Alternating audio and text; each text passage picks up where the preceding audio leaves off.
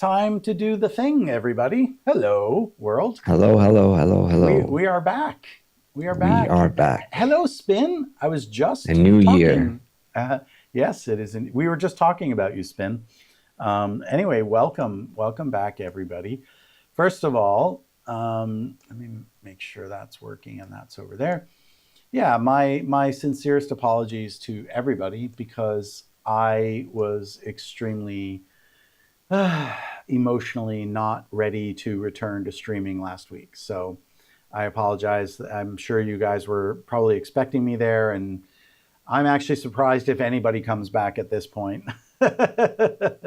You missed 2 weeks in a row, and probably people are like, find something else to do on a Friday night. So anyway, so welcome back, Bobby. Happy New Year to you, to Happy New Year Spin. to all. Yeah. Yeah, to everybody. So I don't know. Anything we need to catch up our audience on? I don't think so. We all had restful New Year's. Yeah. Yeah. New Year's was super chill. Yeah, it was. I also didn't do anything. It was raining here in LA, so That's between okay. between the rain and the drunk drivers, Yeah, I prefer to sure. stay at home. Yeah. Yes. Hey, Thank you, Nick. Nick. Happy New Year to you. Right. Um, no, Spin. I mean, when I say I was not emotionally ready, I was severely suffering in my depressive state. So, you know, you know how we do it on the stream, right? We're authentic, we keep it real, Right. So I would never, never bullshit you guys. I was depressed, man, like really, but really depressed. And yeah, anyway, I'm much, much, much better now. But yeah, welcome back, everybody. And so, yeah, I think tonight we're going to maybe do something a little bit different. Um, we talked a few times about doing this filter challenge. Right. And we never followed through on it. So I thought tonight would be a really good time to do that. And then if there's time, special for Spin, remember I said I was just talking about you, Spin? Um, I have found some, or maybe made a different way of doing brass. Shit, we can't do that to Spin. That's really mean. I just got to play it for you, okay? We're going to just play it for you, all right? So I recently did this track. A client requested something in this specific genre, which I wasn't super strong on. It's like jazz at 170 to 300 beats per minute. It's like super fast jazz. Oh, Anyway, they wound okay. up wanting something else. But when I realized I couldn't do this particular style, it's not that I can't do it. I can do it perfectly. It's just my brass always sounded like super fake. So I spent a fair amount of time on this to kind of get these horns, Pac-Man worthy, super brass section worthy. And by the way, the super brass section is featured. I do use it in some small places. Um, okay, cool. Yeah, you found the log drum bass. Excellent. That's good news. Anyway, here you go, Spin. Enjoy all this brass. Ready?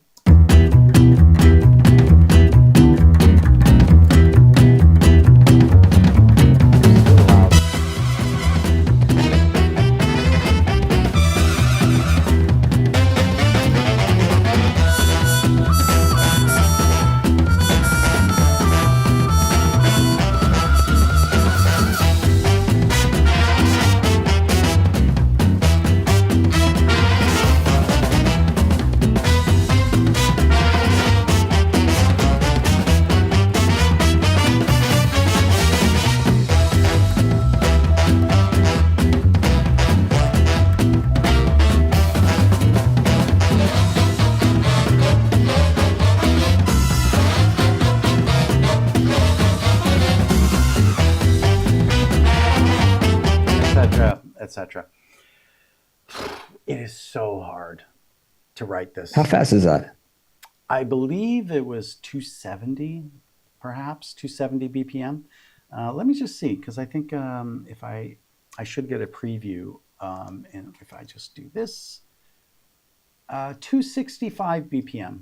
Yeah. 265. Okay. Yeah. It's very difficult. And by the way, this was compositionally maybe one of my biggest challenges in a very long time. Because I can basically write everything. Like anytime any client has ever asked me for anything, I can do it.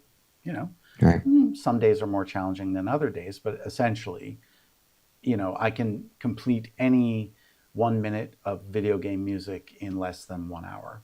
Um, so I spent 2 weeks on this fucking thing. No, I Oh, mean, not two like right. solid 8 hour days, but it was over a period of 2 weeks. And I literally tried every single brass library known to humanity, and sort of picked all the best from each one. Right. And yeah, the it took a long. It's really really took a long time. This particular track, but I'm super proud of it, and I think it sounds really good. And so yeah, I was very very pleased with how this turned out. So. Um, let's see. Yo, David is back. Library It's is it? true. What? Is the question. It's been asked what library is it? Right. Okay. So about that, we should move that over to the Discord, just because this is a public stream. Enough said. Enough said. In other words, I was simply demoing. This whole track is demoed. Therefore, many of the libraries are demoed, and I don't want to state what those libraries are right now. Not because I don't want to tell you. I'm happy to tell you. But, you never know who's watching your stream. Like Super Or Brass who will watch it Section, later? I bought it and I own it, and I'm happy to say that is here. I'll tell you some of the ones that for sure I can tell you about. How's that? Because I bought them and I own them. So obviously the Super Brass Section, which is from Best Service originally. Again, ones that I, have purchased. There's something called Project Sam, All Swing, right. right? Yeah, So I'm swing is using, great. And yeah, swing Swing is, too. whew, Or Swing swing is, more, rather. yeah. Yeah, Also both. they're I have great. both. Yeah. Right. So both Swing and Swing More, and even all the guitars in here are from Swing as well.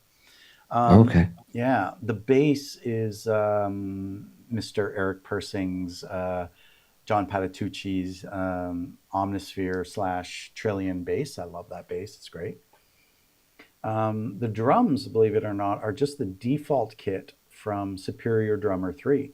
Just their regular Mm. built-in Yeah, default. one of my go-tos. Right. Oh man, it's good. Yeah. I mean, Yeah.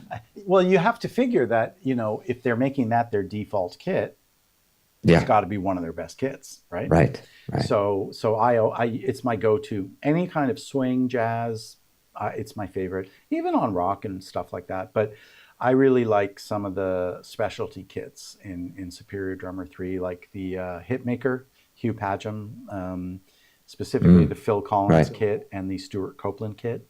Mm. Just the fact that you can do do do do do do do do do do do.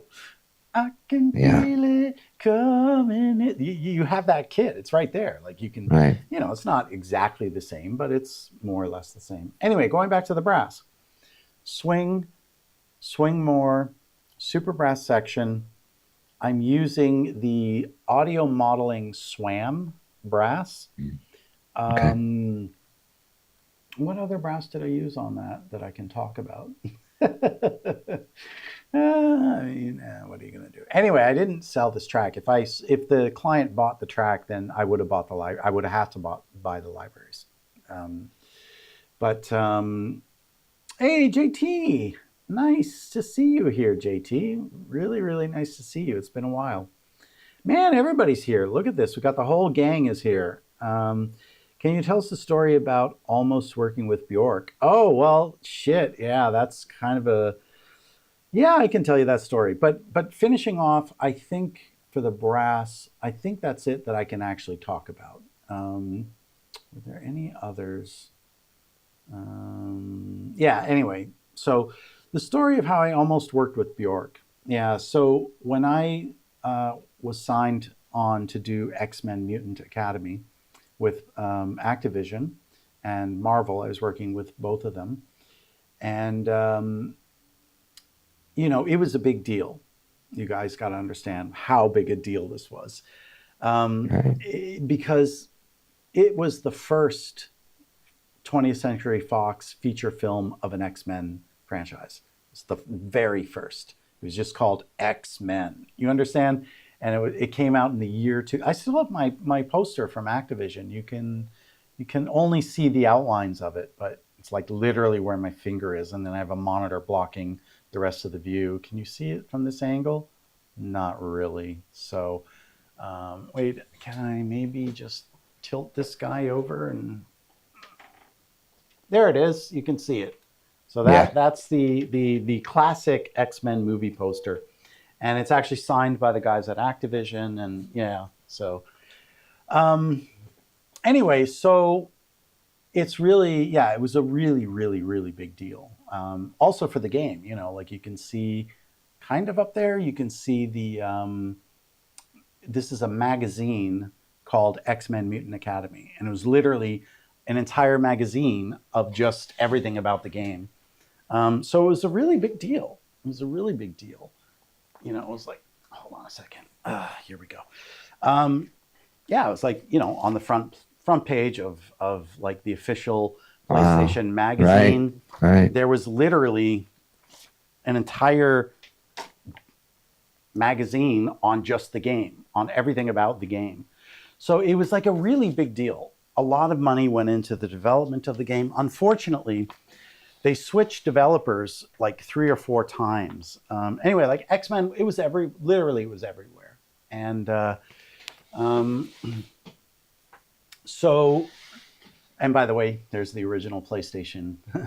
Huh. This is my Yeah. holy trinity of Activision. These are my 3 Activision titles that I did.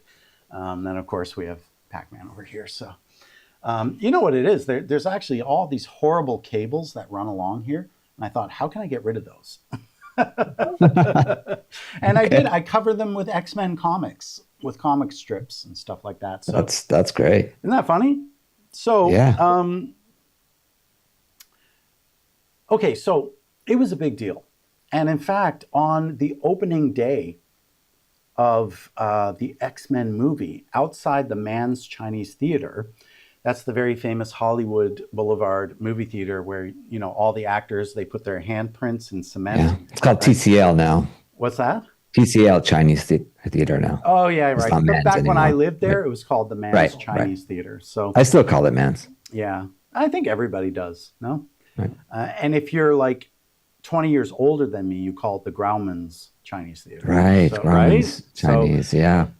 anyway, long story short here, on opening day in the Mann's Chinese Theater, they had 3 big arcade style PlayStation 1 PlayStations where you could go and play the game, the actual game that I wrote the music for, on the Right. opening day of the film. It was like amazing.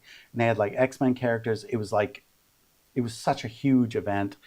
And so Activision and Marvel both wanted maximum impact, right? So essentially, and for those that don't know Bjork, in the late 90s and 2000s, I mean, She she was was huge. the most important Right. artist of the time. And I would argue in electronic music, an absolute pioneer, I would Yeah. say you've got Trent Reznor, Nine Inch Nails, Aphex Twin, and Bjork, like the holy trinity of electronic music, I would argue. So anyway, um, so the the internal production team at Activision, which was led by Seth Gerson, was the name of the producer on that particular game. Anyway, he was in touch with Bjork's label, and they wanted. So I wrote this theme song. Okay. By the way, I can play you guys the demo if you want, Yeah. because I got a session singer to do it. So I wrote this theme song. I wrote lyrics and the music and everything. And I got, this female session singer that I worked with regularly whenever I needed a female voice. And so she came in and she sang the song for me. And it was written for Bjork. It was literally written for Uh-huh. her. Yeah, I wrote it for her. Not like, I love you, Bjork. Right, Literally, right. Activision said, we're going to sign Bjork to sing the main title theme song. So can you write something that, can be sung by Bjork? And Yeah. I was just like, oh, I don't know. I have to check my schedule. I'm pretty busy. So, yeah, sorry, Bjork. I don't think, no. I was like, yeah, yeah, blah, blah, blah. And I was a huge Bjork fan, by the way, because I really think she was a real pioneer of music in that genre. So I wrote the thing. And it was so funny. TQ Jefferson, who was the vice president of Marvel Studios for many years, one of the most important people at Marvel. Anyway, he pointed out to me in my lyrics, because I said powerful X-Men is one of the lyrics. And he's like, actually, there's already a tagline. It's called Uncanny X-Men. He's like, you should change the word powerful to uncanny. And I was just like, all right. But then the bad news arrived, which was, we're not going to work with Bjork. And I was like, why? I wrote the song already. They're like, just make an instrumental version. And so, which I did. Actually, we can even watch the cutscene if you want. It's such a great cutscene. Anyway, Yeah. yeah, why not? What the hell? Why not? We're going to take a break from Pac-Man tonight. Right, Well, right. it's directly related to the filter challenge, by the way. It's directly related. I'll show you Perfect. how in a minute.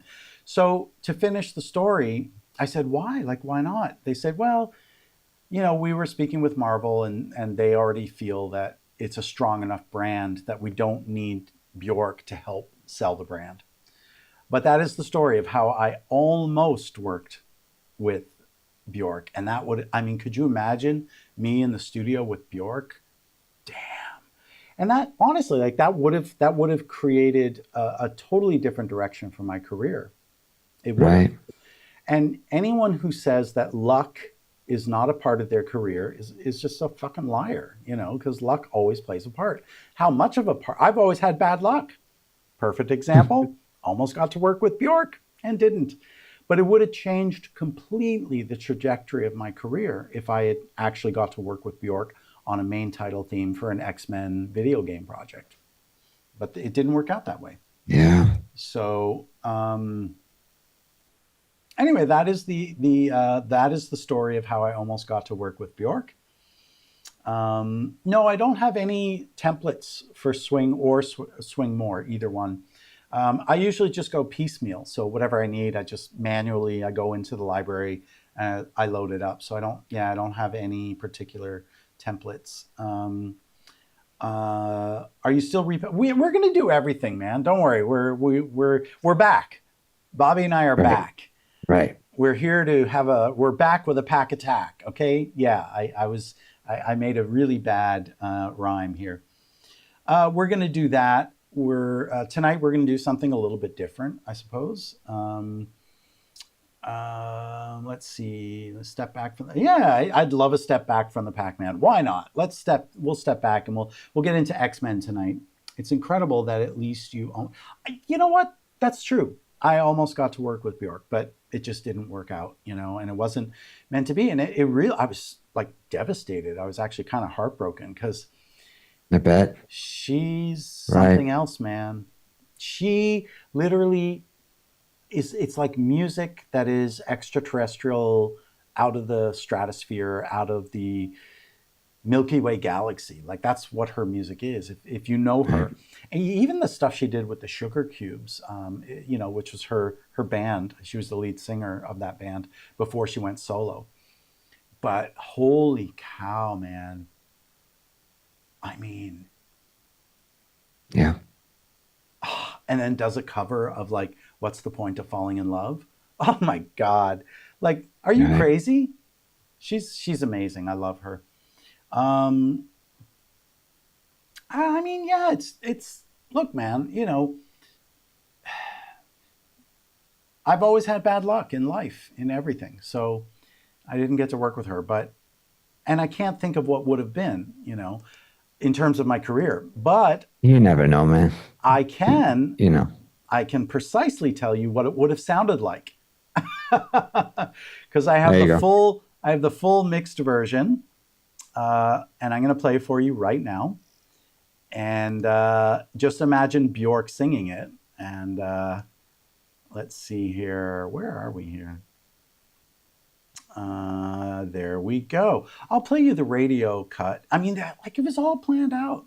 There was So when you had the session singer sing, did you tell her like in the style of Bjork, or you just no, said like just I didn't want to say shit about shit. okay, One of the things I've very smartly done in my life is made sure that I don't spill the beans. Like I was under right, non-disclosure, right? So right, and so I didn't want to say anything about Bjork, and the other reason I suppose is that even if I wanted to tell her about it, which I didn't,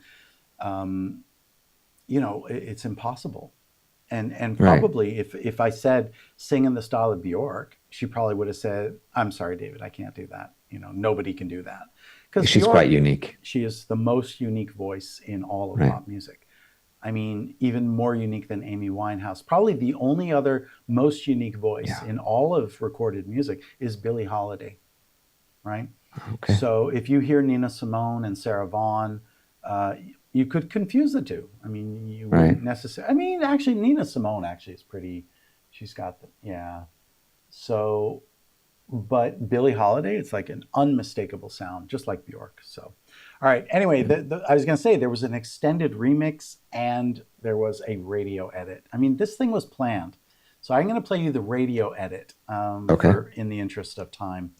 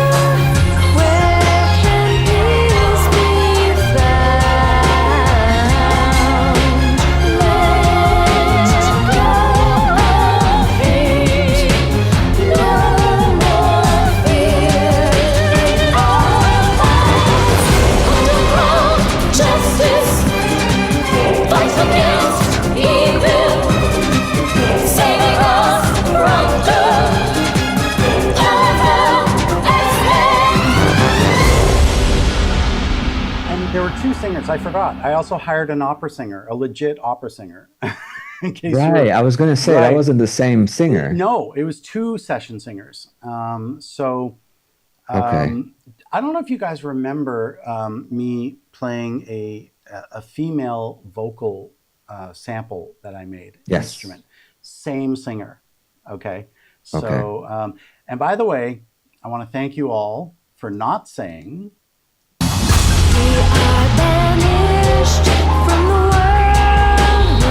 that you could hear that in a James Bond movie. Thank you for not saying that. You don't know how many times, oh, it sounds like a James Bond. I mean, I Okay. wouldn't take that as a I know, negative, but I'm trying to sound you like know. David Logan, not John Barry. Just saying. Well, there were many. I mean, Yeah, it's John true. Barry It's true. did I right. I mean, know. You know what I meant. yeah. Now, So, there it is. I want you to listen to this synth.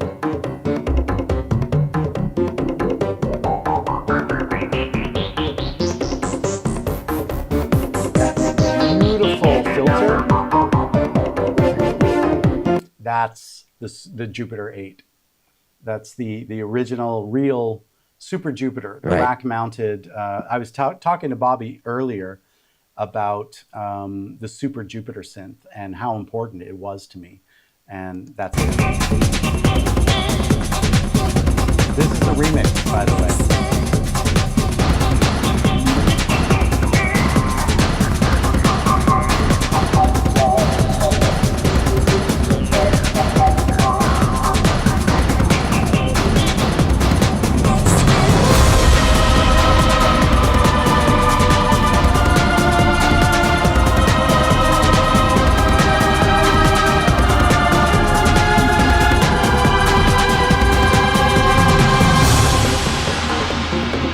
Listening to a That's little bit of great. the remix. That's There it is. That Jupiter. Unmistakable.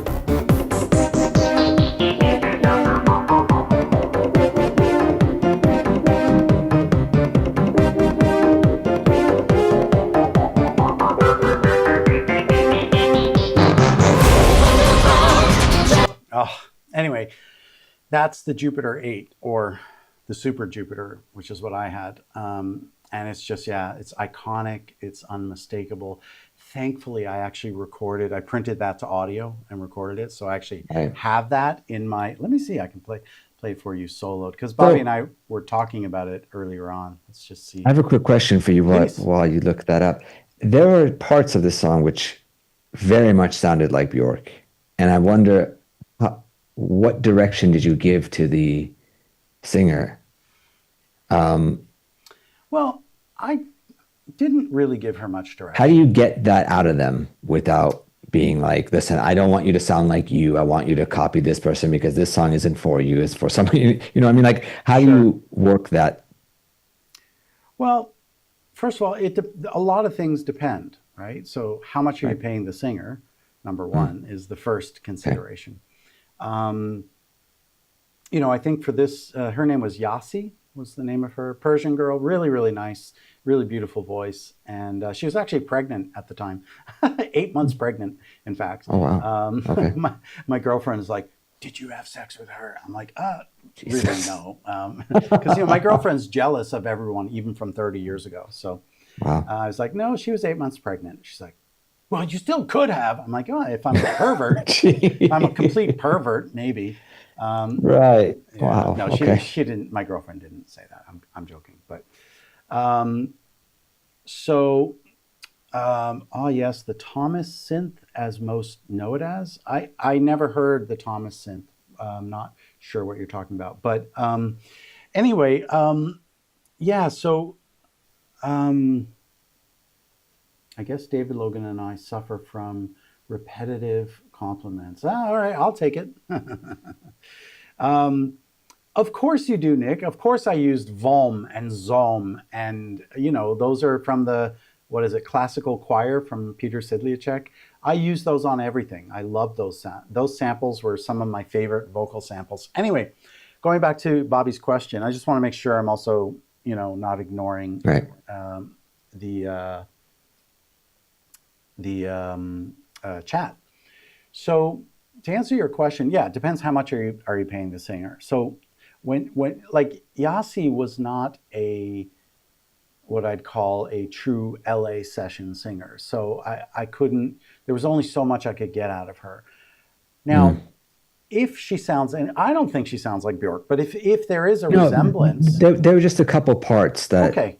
that So really it could have been clicked. the way I was writing, it could have Right. been her range, but you also have to understand the impact that Bjork had on every singer, That's right? true. Right? She just Especially put at that her time. Yeah. stamp, yeah, her stamp was on everything. So subconsciously, probably she was singing because she listens to Bjork all the time.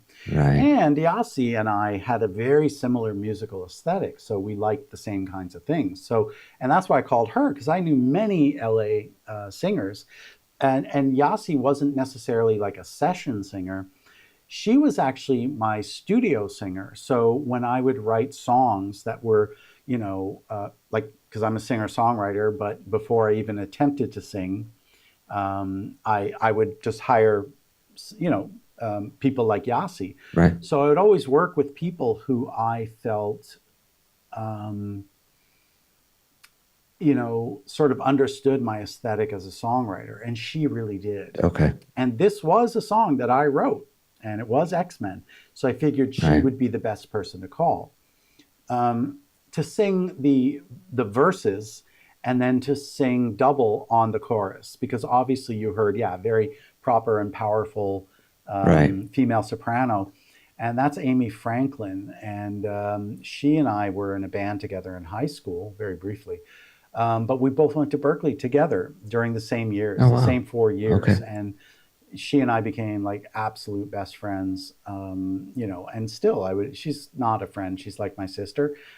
So she called me saying, I need a kidney. I need a transplant. I'd fly to LA tomorrow and give her my Right. kidney. Like, she's just wonderful. Actually, she left LA. She's born and raised actually in Long Beach, believe it or Oh, shit. not. Okay. Yeah, like right around the corner from you. So, Hey, oh, the David. stream died? Yeah, I'm just checking it out myself. It seems like I'm still online.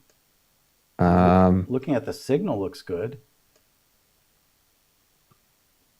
It seems to be going still. So you guys are saying the stream is, I still see um, ya. Okay. Everyone's on the stream. Yes. My stream is still working on my end.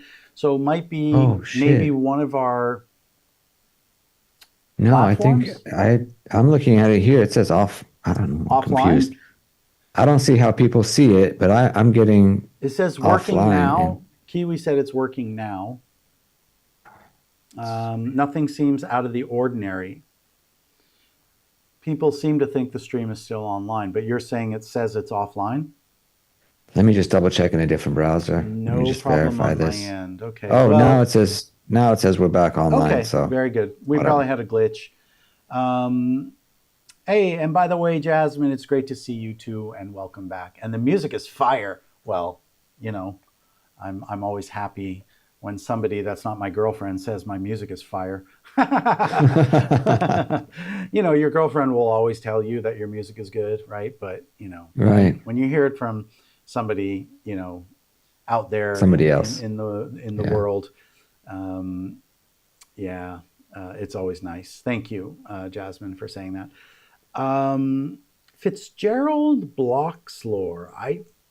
I've never seen you on our stream before, so at least I don't remember anyway. But welcome, Fitzgerald. Nice to have you here. So Yeah, nice anyway, to see everybody. Miles and yeah, it's Jasmine great. and It's great to JT be and back. Nick and And Spin and and listen, I'm very Econopool. sorry, by the way, for missing. As much as I did, I was having a pretty bad time of it. So these are some of the individual parts from X-Men. There's my Jupiter. Oh, That oh, sounds great. oh.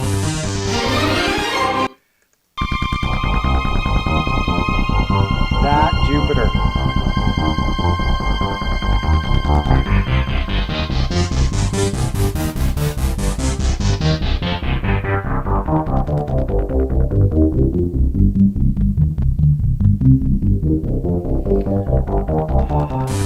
Nothing sounds like that, you guys. Nothing. Like, it's really a one of a kind. It's why the Jupiter 8 is typically the most expensive synthesizer to purchase, like a real one.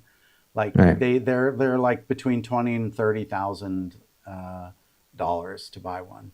I mean, there's obviously way more expensive synths, but it goes up there in the 20, 30,000 range for a real Jupiter 8.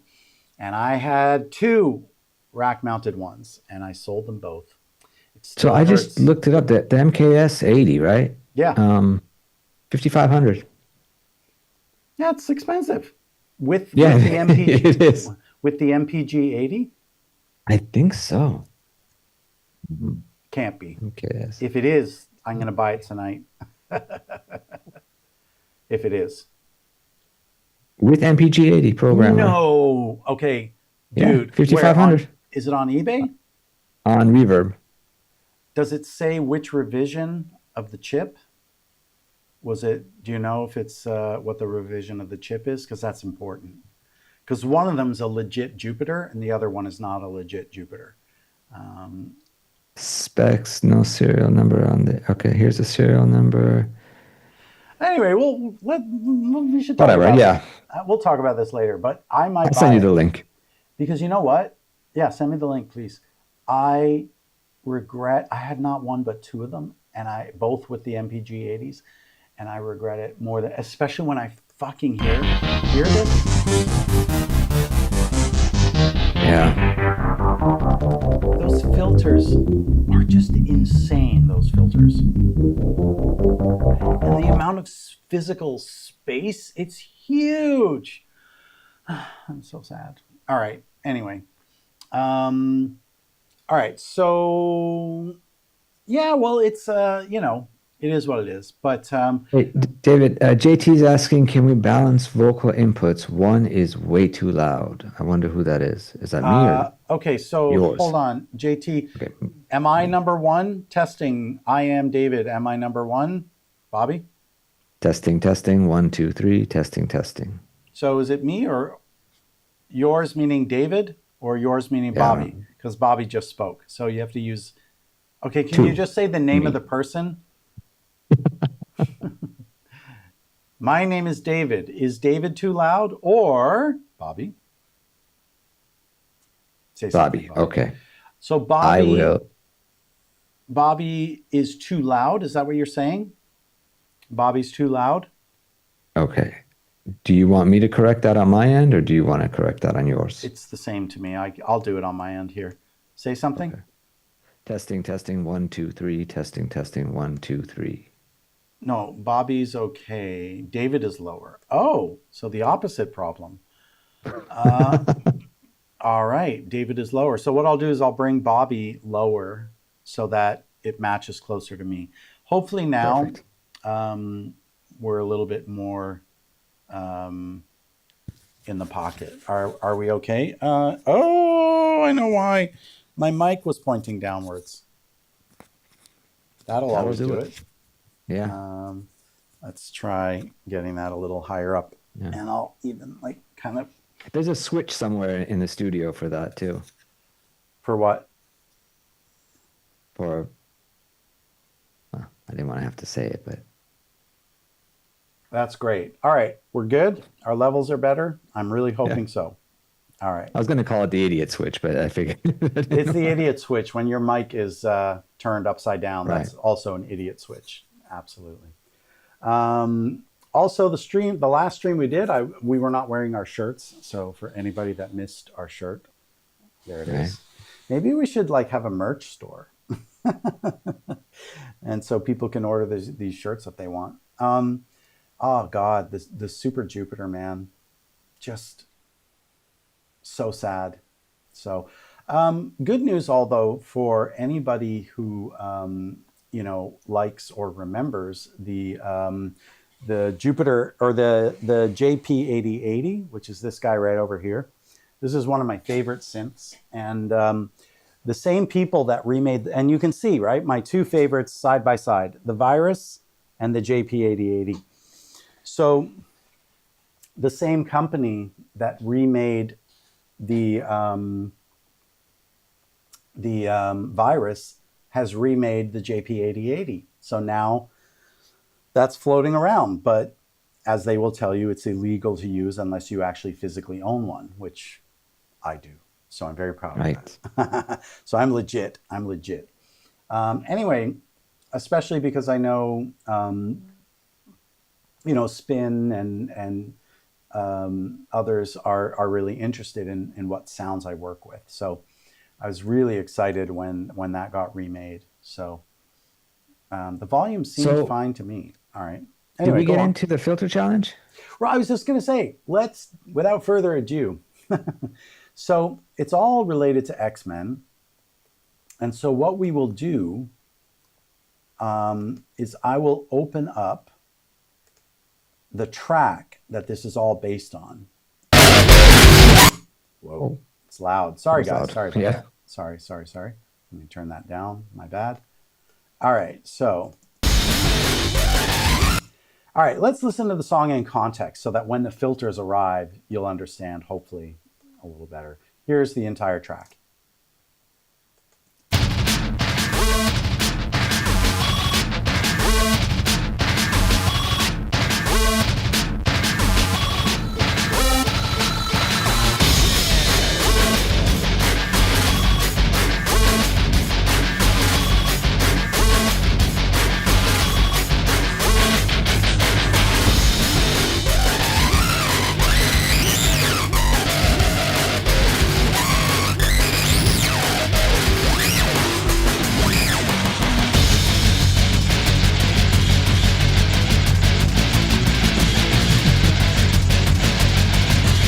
Okay.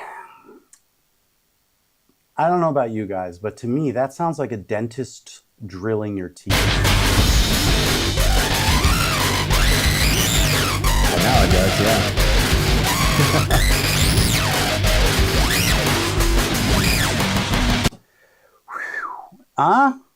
That's beautiful. All right, so here I've been, this whole rebuilding of Pac-Man World 2 has kind of inspired me a little bit to, just try my hand at rebuilding X-Men. So.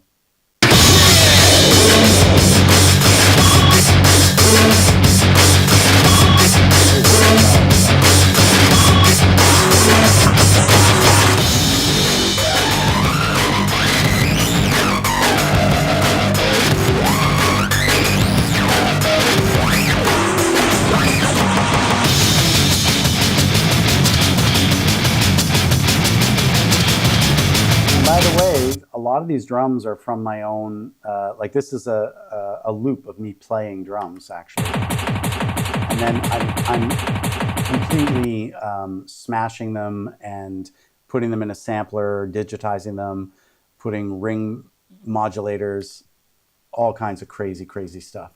And this was all in which program? This is I'm in Logic right now.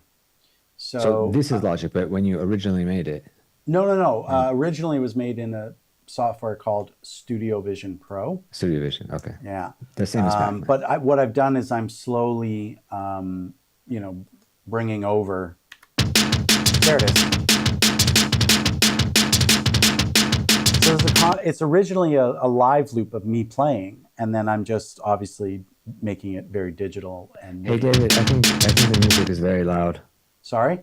I think we have some complaints that the music is very loud. Oh, I'm so sorry. I already turned it down, but I can turn it down even more. Let's do that for you guys. Hold on, we'll come down like about here.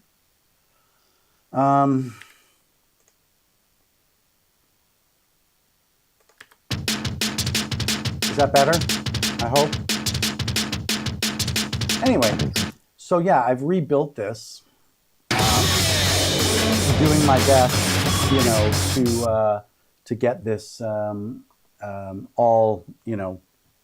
copacetic. And of course, you better believe I made a beautiful UI for this, which, let me see if I can even find one with there it is. You like? You like the contact page for this library? I love it. Anyway, okay, so that's that. Let's talk about the filter. So what I did All right, so first of all, how did I do this filter? So originally, this is coming out of this guy right over here, which was my main workhorse sampler back in the day. Oh, right, I don't have my USA power turned on, but that's okay. We don't really need to see it. Anyway, that sampler is called the Kurzweil K2500. So originally, I have the original sample, and I'll play you the original sample also so that you can just hear the sample in isolation. And then for the filter challenge, I'll make a copy of the filter, the actual audio of the filter, and then I'll also put up the original sample. And then people can try their hand at trying to recreate the filter. And I'll show you what I mean by all of this in one moment. So first of all, though, let me go here into my Orb Instruments, Game Libraries, X-Men, and this is Diablo Storm, I believe. And K2500, there it is. So this is the original sample, which is already a really cool sample. So that's the original sample. And then what I'm doing is I took that sample and I loaded it into the hardware sampler that my finger is pointing at, the K2500. Oh man, if they made an emulation of that, I'd be in heaven. Anyway, I loaded the sample in there and then assigned it to some crazy filter. The filter, I don't even remember what filter it was, but the filtering is happening inside the K2500. So I fed the output of the K2500 into an audio track, and that's what this is right here.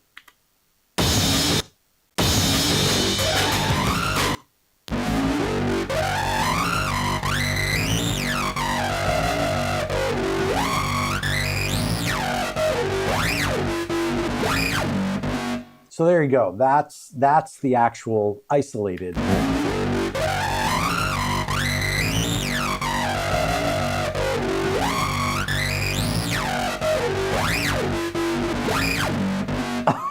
That is so nasty. And I was only able to record this as audio because of my amazing archival process, right? So I have everything archived.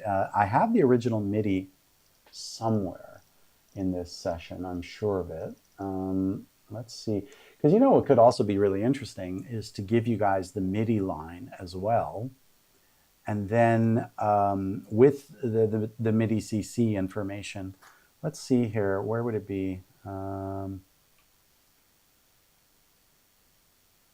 There it is, I found it. All right, wonderful. So I have the MIDI information right here. Now let's try this.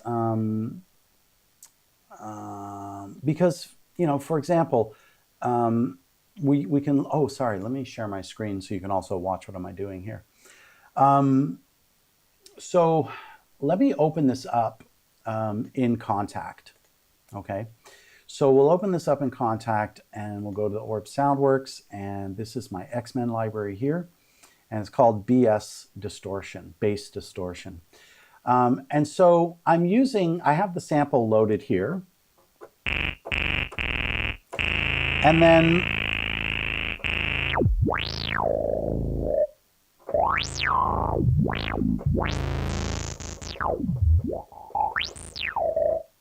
So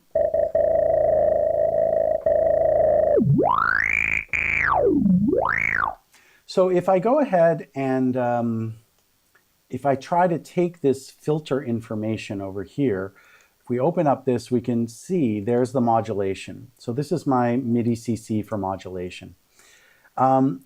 So for example, if we go here into the patch, okay, and we just kind of click on this bar over here, and we look at the filter section over here, we can tell the cutoff frequency to learn MIDI CC, because right now it's set to CC number 3. So I'm going to go ahead and learn CC number 1, okay? And then perhaps for the resonance, I guess we can keep it on 9, which I have it assigned to right now. And so now if I play this back, we're going to hear the exact same sample that I used on X-Men Mutant Academy. But instead of the Kurzweil sampler, we're going to use the Contact sampler. You'll hear the filters, what they sound like.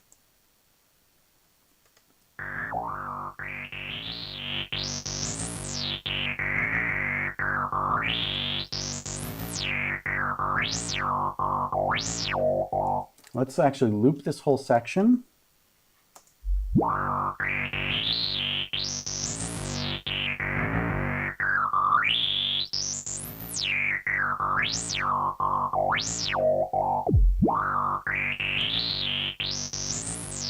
This is not bad. This is not bad at all.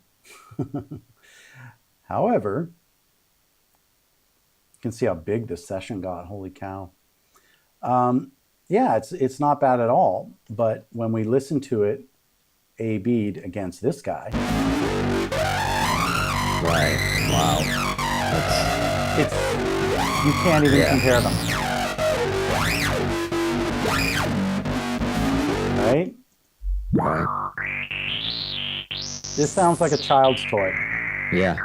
Yeah, it has nothing. It's got presence. nothing. Nothing. And guys, do you remember once we were talking about Pac-Man World 2, and I explained to you that the final sound I wound up going with was in the second to last sound in the entire box. And I said, what that tells you is I went through every single patch. Well, listen to me carefully. I went through every single filter. I literally tried every single low pass. I tried every single high pass. I tried every band pass. I tried every peak notch. I tried every multi, and I tried everything. I literally tried every filter. Nothing even came close. I tried pigments. Nothing even close. And so guys, I'm stuck. And that is the filter challenge that I issue to the community is, are you able to find a filter? So if I give you this original, my VDO is not working. Split screen is not working. Oh, sorry, that's me. Oh, yeah, that's why. I had set you to just wanted to bring your beautiful face back, So this is my challenge. If I give you the original sample and I give you the MIDI part with the MIDI CC, are you able to recreate a filter that is that insane sounding that you feel like you're in your dental chair getting a drill through your tooth? Because that's what it sounds like to me. Honestly, I've never in my entire life. And it's why I never sold my K2500, because I realized there was no way of getting any of that back.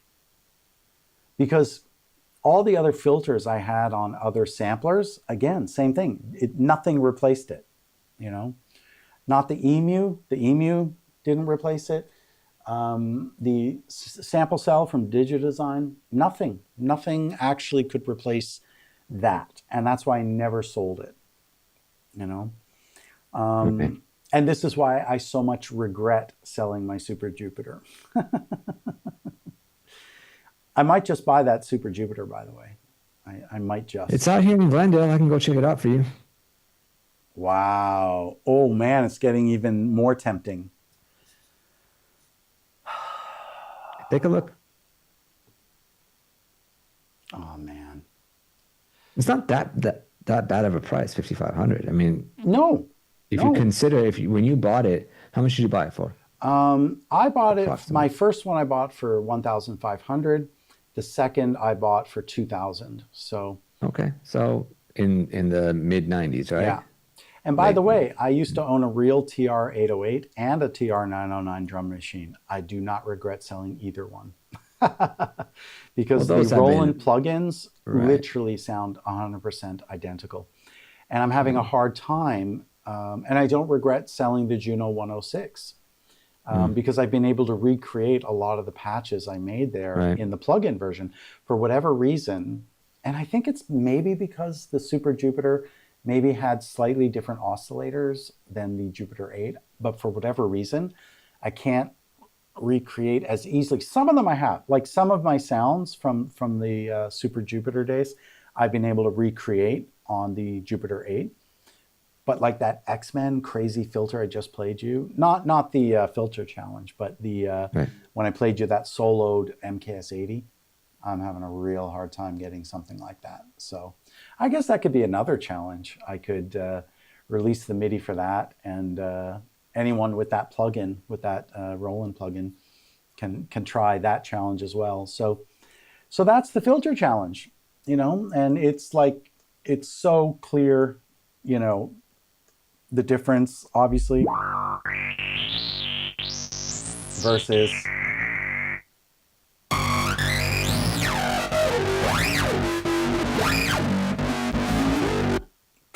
forget it. Anyone have any question? I have a question for everybody. Anyone planning on doing the filter challenge? I'm going to do it because I think Infiltrator can pull it off. You think so? I Okay. I'm going to try. All right. We'll Very see. good. You know We'll what see. I might do? I may even fire up the K2500 and just look and see what filters was assigned to it. Like, in other Okay. words, what was it called? Was it a Right. 4-pole filter? Was it a, whatever, high pass or low pass? So sorry, I'm not caught up on the chat. My bad. Has Prodigy-like vibes? Love it. All right, I'll take that. Hey, Dal, I was wondering, I was listening to your score for Tales of Eternia.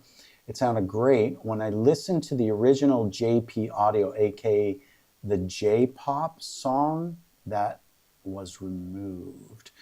Okay, so to be very clear about Tales of Destiny, and by the way, Tales of Destiny, I used my JP8080 on. Just so you know, that was one of the many uses for that particular synth.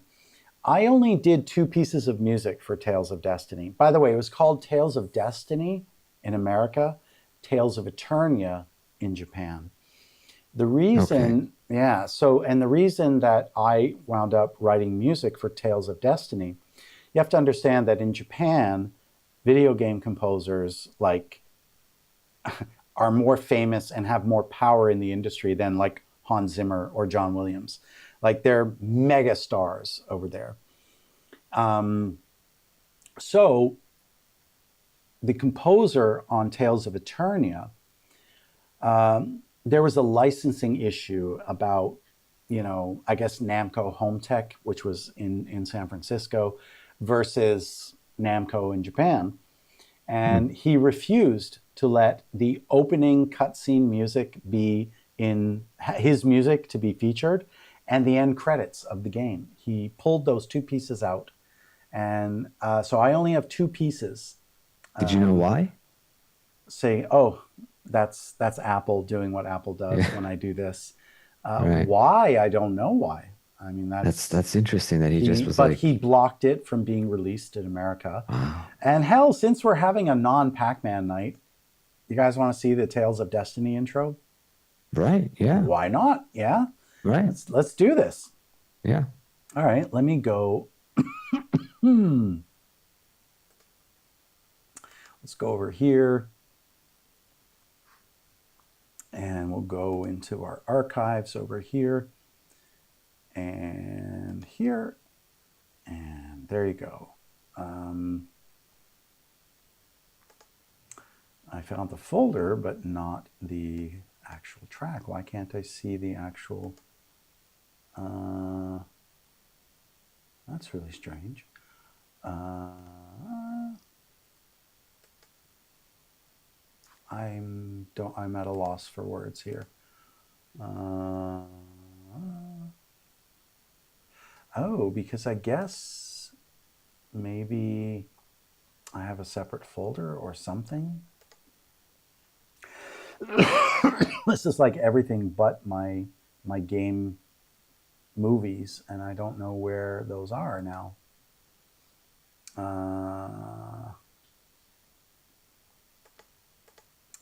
how anticlimactic this all is. Let me go into my archives because I'm not actually on my archive drive right now. Let me do that. And I'll go over here and I'll go to games and I'll go to Tales of Destiny. What? It's like the whole thing has just disappeared, man. The B-sides and folder or one-offs. the What? files? Say again? I said the folder or the files? Um, I Both. can't find any of it. I think okay, I found it. I found it. Yeah. I found the correct folder. I don't know if I found the movie though. Oh, okay, I got it. Yeah, I got it. I got it right here. Excellent. Cool. So without further ado, let's take a look at that. Excuse me.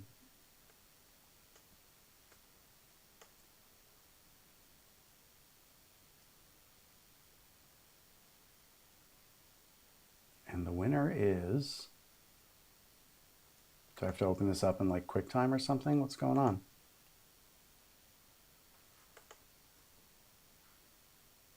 Oh, cannot be opened. Can't be played. This file is so old that probably, let me open up Permute and see if I can convert this. And if not, I'll hand it off to Bobby because Bobby's a wizard about all these kind of things. Let's see.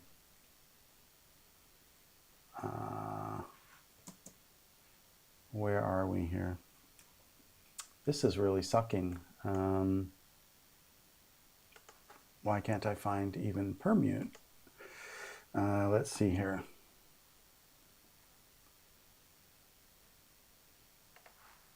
All right, so let's take this and we'll fire it off into here. What? Ignore. Are you kidding me? Like I'm just out of luck completely on everything here. I will try one other thing here.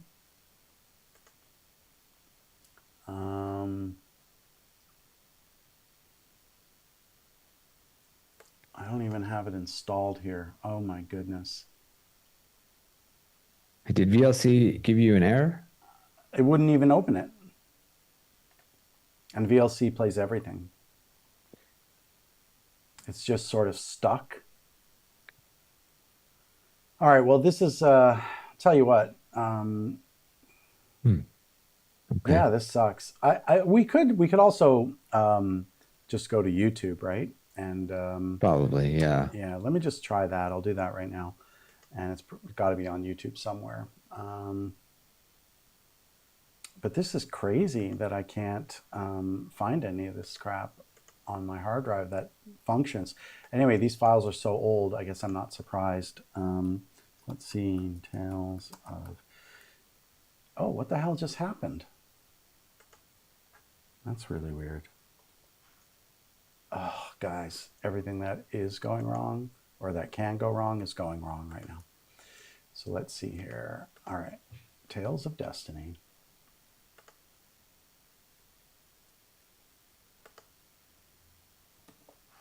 All right.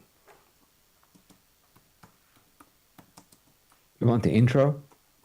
Yeah, I'm just looking for the intro. Okay. All right, I think I got it. Even says 4K upscaled. I don't know if it's mine though. It doesn't look like the same one, but let's see. Let me go back here and I'll share my screen again. Let's see if it's the right one. Nope, this is not the right one.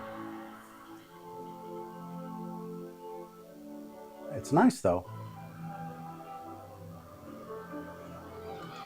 Yeah, this is not the right one. And you know what? I'm so happy I did this because, and maybe what we need to do is say Tales of Eternia. Oh, I think this is the one. Here we go. No. Damn. Maybe Tales of Eternia.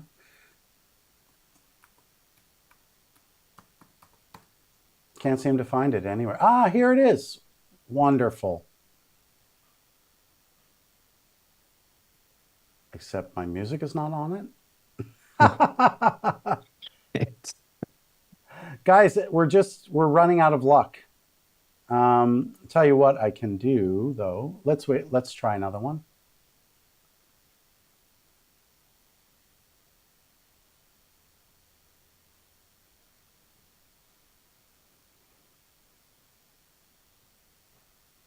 What are they against my music?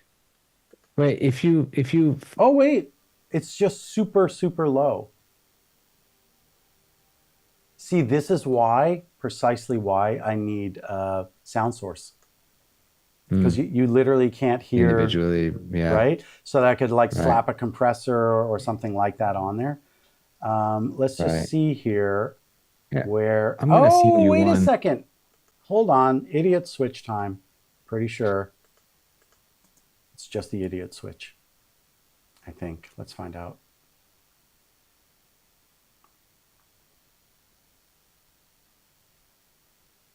No, So, yeah, there it is. but I can't hear it. Oh, I can. You can hear it, I can hear some strings, yeah. It's faint, but but it's I can it's hear it. really really soft compared to everything else, right? Correct. Yeah. Yeah, so literally I can't hear that. So uh not going well.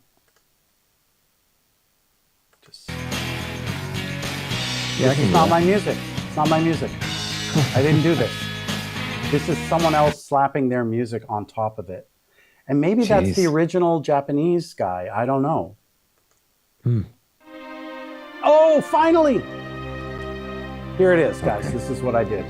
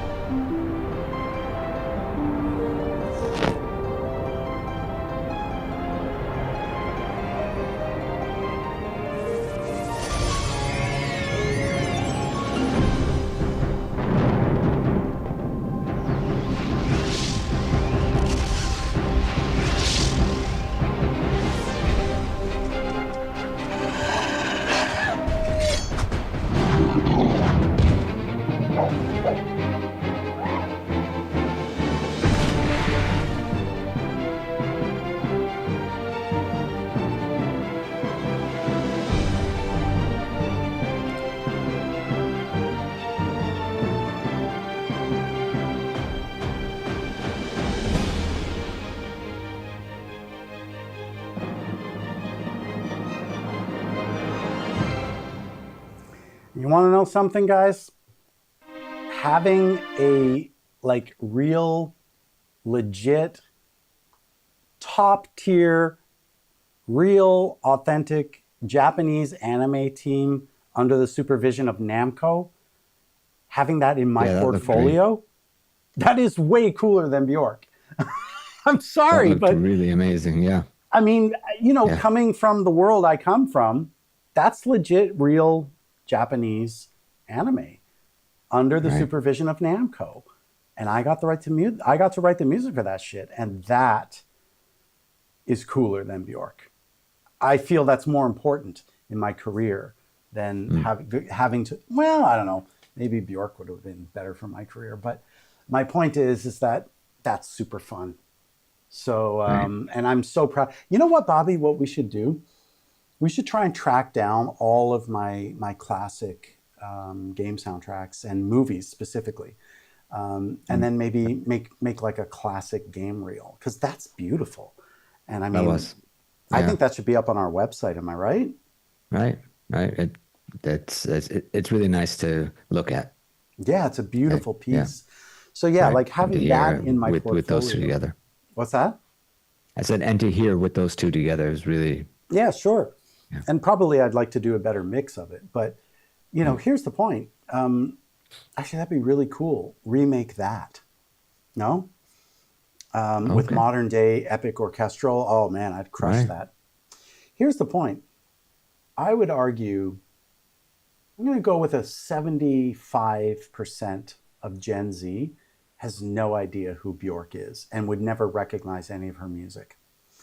Whereas I'm just spitballing a number there. I don't know. It could be less or more. Who knows? Here's the point. Anyone on planet Earth could look at that anime and be like, wow, that's beautiful. That's some beautiful anime.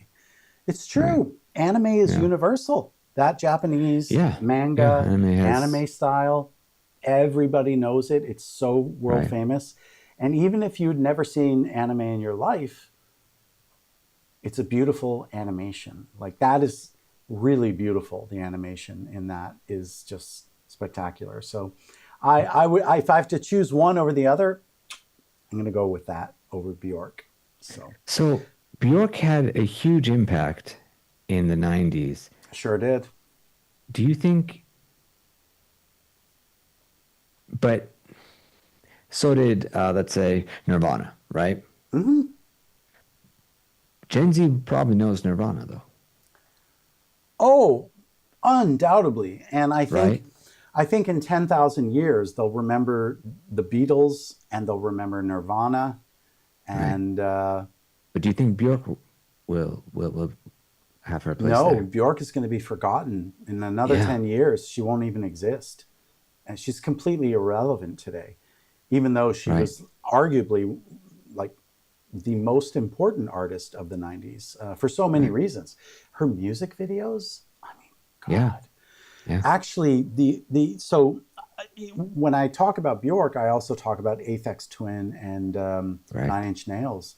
Um, and Chris Cunningham, for those that don't know who he is, he's a film director. He made all of those Aphex Twin, Rubber Johnny, Come to Daddy, Window Liquor, like these really iconic Aphex Twin tracks. And the videos are some of the most stunning visual things you will ever see, ever. Right. Arguably. I mean, like Come to Daddy, Rubber Johnny, forget it. Rubber Johnny. Whatever you do tonight, just watch Rubber Johnny. Robert Johnny. Just watch Okay. it from Aphex Twin. Chris Cunningham, director. Just incredible, man. Just incredible. Um, Come to Daddy is also just terrifying. It's a terrifying video. Like it is so scary to watch, even today, and it's like 20 years old. If I watch Right. that video, like I'll have nightmares. And it's not because of the big monster that comes up 2/3 of the way. It's the Aphex Twin superimposing his face on all the little girls. Oh God, it's the creepiest. It's the creepiest shit Mm. you've ever fucking seen in your life, man. Oh, Chris Cunningham, genius. Aphex Twin genius. So yeah, Bjork dominated in the 90s, Right. in terms of like club music and, what was called, everyone called it electronica. Electronic. Yeah. Yeah. So she definitely dominated and she literally wounded my immortal soul because I was signed to this record label in Toronto as a producer and I was producing this artist. Her name is Lyd Rodriguez, who wound up doing very well in the industry. Um, anyway, I was producing her first record before she became famous, and I mean, she wasn't famous as a singer. I mean, she did, a collaboration with Pitbull, if you know who Pitbull is, and Right. she co-wrote a song with Eminem, and that's where her fame is. Like you can't get higher than that. So as a songwriter, she did really, really well. And she was signed to Five Star Feelings, which was Celine Dion's management company. So anyway, I'm doing her first record, and the single off of that record, the label sent me to New York City to do the final mix in this amazing studio, a huge like EDM mixing studio in the Studio 54 building of all places. So I'm Okay. mixing. I'm feeling like a rock star. I'm like, cool. My label's paying. I'm in New York City. I'm mixing this amazing single, and I was like feeling so good about the mix. And then we're taking a break, and we're ordering some food up, and my mix engineer, his name was James, and he's like, "Oh my God, have you guys heard Post?" And I was like, "What's Post?" He's like, "Oh, it's Bjork's record, her new record." I'm like, "No." He's like, "Oh, you got to hear it, man." And then he fucking puts it on, Army of Me. And then the John Bonham on the drums, the samples Right. of When the Levee Breaks. And when that thing fucking played, I literally almost wanted to cry because I'm like, my mix sounds like shit, you guys. Listen to this. Like, oh yeah, you're overreacting. I'm like, no, let me switch the sources. And so there I am with my finger, my mix, Bjork. And like when you heard my mix, it just sounded like garbage. And it literally destroyed me, destroyed my soul. I never felt so bad in my life. But you see, they say that you can't compare yourself to anyone other than who you were yesterday. That's fucking It's bullshit. fair. No, I'm sorry, that's bullshit. No? No, not as an artist. You can't afford to.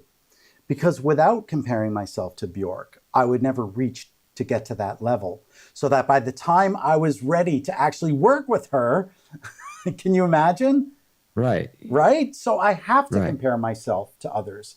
That's the only But way as an artist. fundamentally, you're still comparing yourself to who you were in that day, right? Correct. So you can have Who I outside was that influences. day compared to Bjork. Right. Mm, okay. Yeah. I'm literally comparing myself to someone else. Look, it's great Right. advice for most people. I agree. But I think if you are trying to, work on a certain level, and Right. you're trying Right. to I agree. improve, how else are you going to know unless I guess, let's call it benchmarking, not comparing. You're Right. benchmarking. I think that's a Right. much better way. Like, all Because right, you can't improve or negate somebody else's work at all, but you can improve yourself and see how far you've gotten compared to right, but you have who to you were use that other day. people. And A I benchmark. think here's what I think people mean when they say you can't compare yourself to other people. You can only compare yourself to who you were yesterday. I think that what that means, it's very valuable advice. Because I think what it means is that, you know, emotionally, in terms of your life capacity and in your relationships and in your job and in your, how much money you have or the car you drive. I agree with that. That is a very, very important thing. Don't compare Right. yourself to other people. Right. Just That's compare that's yourself to futile. who you were yesterday. In other words, are you improving? So then I think as an artist, it's not that I think it's bullshit. I just think that as an artist, you need to benchmark yourself against others. Because if I didn't have that painful lesson that day, I wouldn't have gone back to the studio because that was in 1995, by the way. Mm. This is, I guess, 2 years before I wound up living in Hollywood. So in those 2 years, holy cow, did I become a better record producer. And guess what? No YouTube back then. Oh, well. Right. Guess what? No cell phones back then. Oh, well. You got to do everything the old way. Listen to Bjork's post and then Yeah. be like, oh, okay, well, wait, did she do this? And maybe if I just turn this one this way and that one that way, maybe I'll get the sound. Like, I didn't even really know how compressors worked back then. Anyway, so yeah. Anyway, let me just catch up on the chat over here. Um, if I'm missing anything, it sounded great when I listened to the. Yeah. So about that, Dale. Or sorry, Dalek Enclave 123. Yeah, I don't know if you were listening to the American or the Japanese version of that game, so I can't really say. But I only did those two. The intro cutscene, which I played for you, we got to hear the end credit music now. I'm sorry. The end credit music is actually musically is better. Can we? Yeah, of course we can. Do I need permission? No, I don't think I need permission. We can listen to it, right? We'll find out. What's that? We'll find out if you need permission or not. All right. If you get a strike or not. Do I get it? Yeah. Oh, right. Yeah, right. I never thought of it that way. All right, so this is the end credits to Tales of Destiny.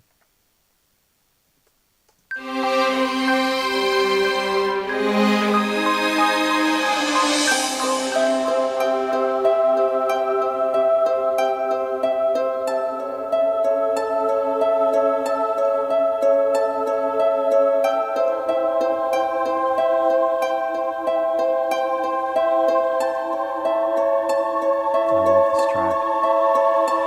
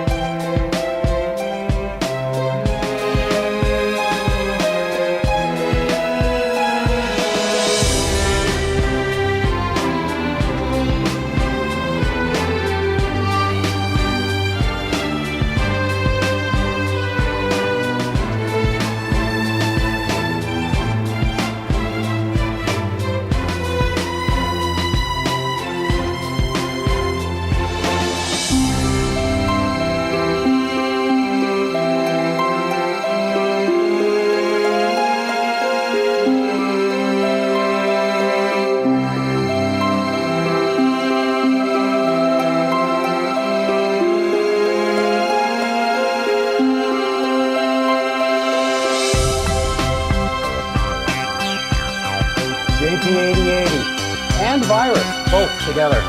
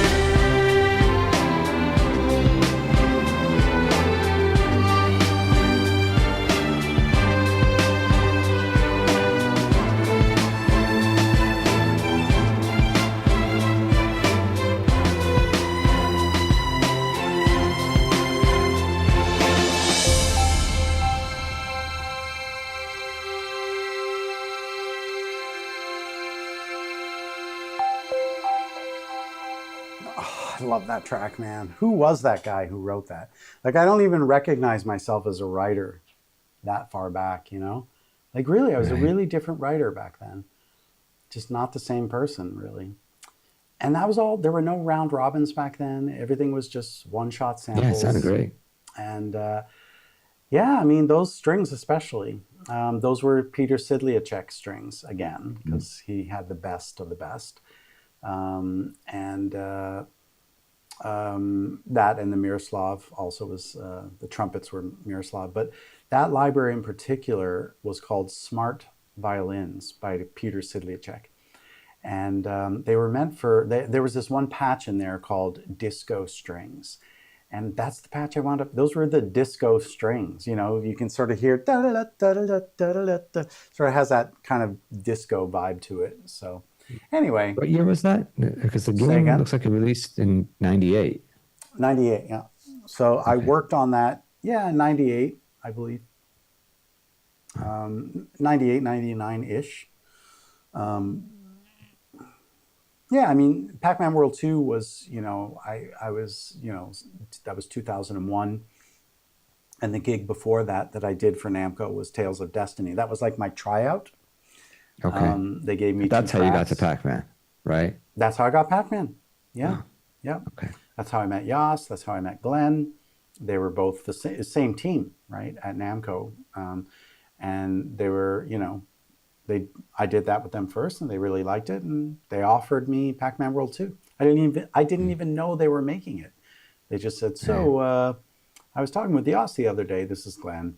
He's like, we were wondering, would you be interested in our next game that we're doing? I'm like, what's the game? He's like, it's Pac-Man World 2. And again, I'm like, I have to check my schedule. I might be busy. I don't know, guys. No, I was just Right. like, yeah. And so I went through a demoing phase. They really put me through the paces. And but then, yeah, I wound up getting that gig. Um, so let's see. Anything else in the chat? Finally, our first non-Pac-Man World 2 thing. Yeah, well, we'll get back to Pac-Man. Don't worry. Um, and then the K25 is near. Thank you. Thank you for saying that. That the K2500 is near impossible to remake. And that is exactly why I think no one will ever pass the filter challenge. I hope Bobby can. If anyone can pass it, it's going to be Bobby. No offense to anyone else, but Bobby Pretty literally tough. solves every problem I've ever had. He figures out the answer. Yes, because the Kurzweil K2500 was made by Ray Kurzweil, who's like this crazy futurist. He's the first person that sort of wrote about and talked about singularity as a concept and an idea. Right. He's this futurist guy, and he made literally a sampler that was the sampler of the future. At the time when I bought it, and in fact, the only reason I bought it was the only sampler on the market of every sampler that was out there that had 4 times the RAM capacity. So all samplers could only hold 32, wait for it, megabytes of RAM, 32 mega with an M. You heard that correctly. And the Kurzweil K2500 had 128 megabytes of RAM. So I needed RAM. I was doing orchestral tracks. And so it wasn't a question.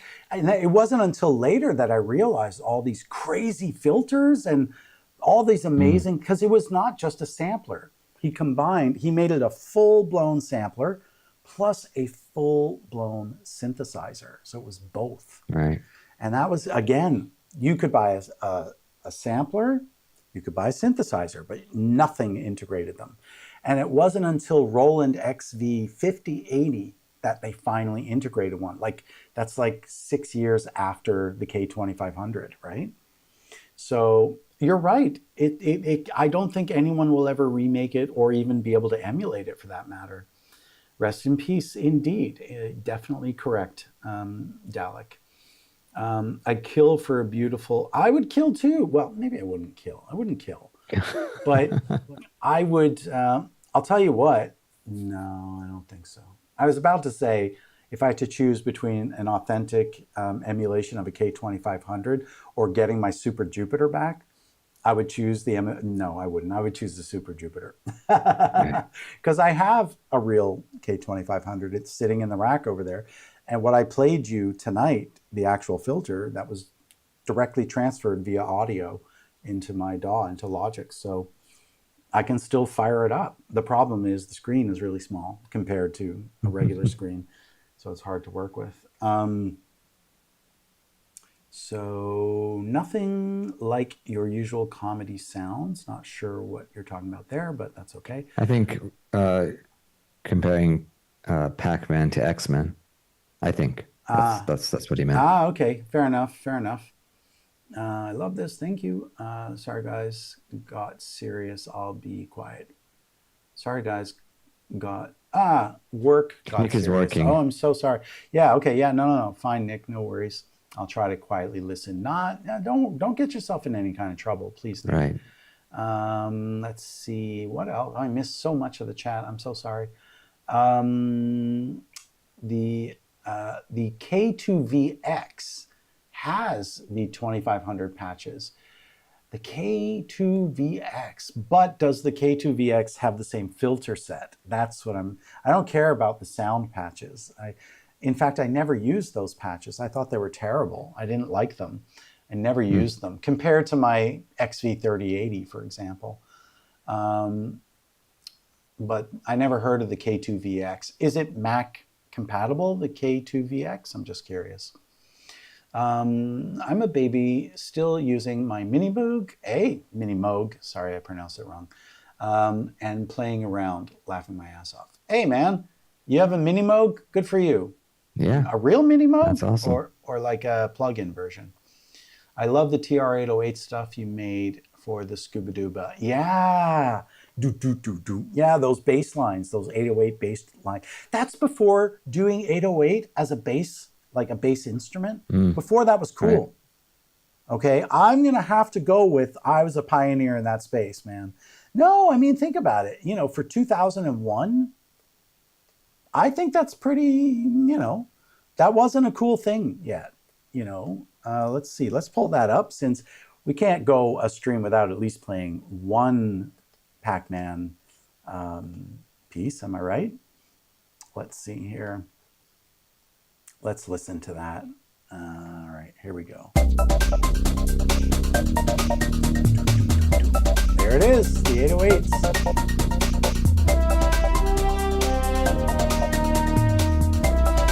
And that's without any saturation, which is the modern method of using 808 as a bass. It's like full of saturation. Of course, that's also the virus on there. Yeah. Yeah, I never thought of it that way. But you're right. I was using 808s for the bass on that. Tom's give it such a good bass. Well, this sucks, LOL.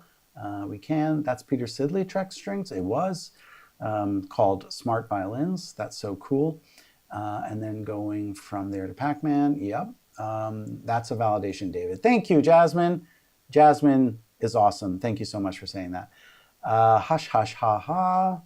No, she was fading in the 90s already. I'm sorry, I have to be honest, one of my best friends absolutely loves Aphex Twin because he's a genius. Richard, I forgot his last name, but Aphex Twin, I mean, he's the J.S. Bach of electronica, in my opinion. Like, really, he really is. They got me start listening to him. Yeah, he's a genius, man. Guys, Rubber Johnny and Come to Daddy. Just listen to those. Watch the two videos. It's just amazing. Rubber Johnny literally will melt your brain. Your brain is going to melt when you watch it. It's just like, what did I just see? Like you can never unsee Rubber Johnny. Okay? No, I'm dead serious. There's like no nudity and no violence, but you cannot unsee it. You literally can't unsee it. You can't unsee any of Chris Cunningham's Aphex Twin videos. You can't unsee any of them. Literally, you can't. She's gone way over to the way outside. Well, I hope she's happy there. And it's great. Hey, good for her, Competition is the source of motivation. Sure, I guess. Oh, I like that benchmarking. Yeah. I'm back. Welcome back. I'm sorry to hear about the movie not working. Anyway, we got it sorted out finally. This is Kiwi, by the way. Kiwi. Okay. You keep changing your name, Kiwi. I never know who you are.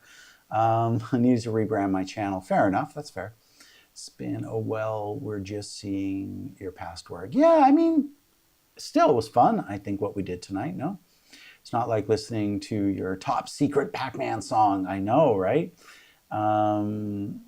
That's the harp you used in World 2, laughing my ass off. If anybody knows, it's you, Spin. I trust Spin more than I trust even myself when it comes to what sounds I use. He knows better than me. Well, it's funny, and I mean, I'm only kind of half joking about this, but it was the students that studied with Mozart that actually had to write down the piano parts to his piano concertos. He never bothered writing them down because they were already in his head, right? And so it was his students' recollections of kind of, oh, I remember when he wrote that piano concerto. I'm pretty sure this is the part. It was all of his students that wound up piecing together. And so I'm sure Mozart and Bach both had a spin music on their side, who knew even better than Mozart what Mozart played. Plot twist. David secretly wrote a song for Pac-Man World 2, Re-Pac with... Shh, Nick, you were not supposed to tell them. It's true. Bjork actually tracked me down and said, my God, I missed a chance to work with David Logan, and he did Pac-Man World 2. So she remade every one of my Pac-Man World 2 songs, and she made a record for kazoo, French horn, and voice. Just 3 instruments, and did a beautiful job. It's true. But Nick, you were not supposed to tell anybody about that secret song. That's Canadian dry humor there, by the way, in case you were wondering. This is pretty nice, thank you. Better fit for a RPG than dated sounding J-pop sound. Fine. David secretly wrote a killer K2500 synth solo for World 2. It's true. Shh, Spin. You weren't supposed to mention anything about that. All the secrets are out tonight. He's ruining it, everything for me. Right. Oh my God, remix, it's too good. I love the looping beat. Thank you all. Disco Strings, World 2 does sound nice. Trial, yeah, that was my trial for Namco. Namco Trials, go Bobby. Megabytes, not even gigabytes, I know. I have the Arturia Mini 3V or Mini V3 plugin. Came with my MIDI keyboard. That's a great, yeah, it's a perfect emulation. It's very good. Are great. Yeah, everything Arturia does Right. is positively amazing. And they tend to increase the functionality. So I'll give you a very good example of this. My favorite drum bus compressor is the Neve 33609 compressor. And I have the UAD version, which is the most faithful recreation of that compressor. I always use the Arturia version because on the original Neve compressor, and with many Neve and SSL compressors, you just have fast attack on or off. So you can't control in milliseconds. So the Arturia 33609 sounds exactly the same as the UAD version, but they give you a knob up to 75 milliseconds. So you can go from 0 or 1 millisecond to 75, which you cannot do on the original. But having that level of control for your attack, especially on a drum bus compressor, really very, very, very important. Now, ironically, I always leave it on 75 milliseconds, which is the slowest attack, which means I'd be fine just keeping it on the slow. But it's, what if I needed to change it to 25 milliseconds? I have that power. So I love Arturia. I think they're great. I use their LX24, Right. And I choose that over the UAD version. I choose their 33609 over the UAD version. Anyway, and I think with the 1176 or the LA2A, I think they put like a side chain, which the original doesn't have anything like that, I think. So David Logan is pretty much a fully expanded K25. What? Only 64 megabytes of RAM? That's like, you're insulting me now, Kiwi. And the expansions included. The filters do differ. All right, fine. I'll take it. I use the patches when I get tired of the Roland stuff. Yeah, well, you know, Moog and Roland, right? I mean, they couldn't be more different, right? You're talking about an American synth versus a Japanese synth, right? Like very, very, very, very different overall. So what else? What do I think of Giorgio? I don't like Giorgio Moroder, I gotta be honest, you know. Do I think he's one of the greatest, you know, producers and songwriters of the 80s? Of course he is. Oh, yeah. Yeah. You know, there's Hit not after a hit question. after hit. Yeah, there's no question about that. But I like... Flashdance, Scarface. Sure. I Feel Love, Donna Summer. I mean, that's like a classic, shoot, right? Yeah. Right? So here's the point, though. If you ask me who did more for synthesis, Giorgio Moroder or Depeche Mode / New Order, Okay. I'm going to go with Depeche Mode, like any day of the week. I think it was more sophisticated pop writing. I think Giorgio Moroder was like a professional. You know what I'm saying? Like he was a Yeah. professional Yeah. songwriter, professional. And like, I just love the sort of artsy British, you know, the Manchester. I think New Order was from Manchester, and not Simple Minds. Depeche Mode. I don't know, somewhere like in East Essex or like some like way, way east of London. Anyway, I like this sort of like not central London approach to, and just the way they use synths and just their whole like, we don't even know what these are. We normally play guitar. I Right. love that. Yeah. Whereas the American side of that, which is Jump by Van Halen, is garbage, you know.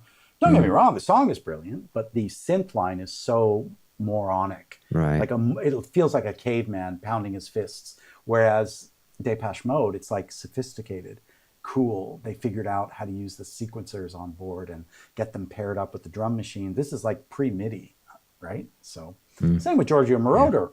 He was pre-MIDI as well. Right. So Blondie, Heart of Glass, that was pre-MIDI also. Right. You want to talk about one of the greatest uses of synths ever.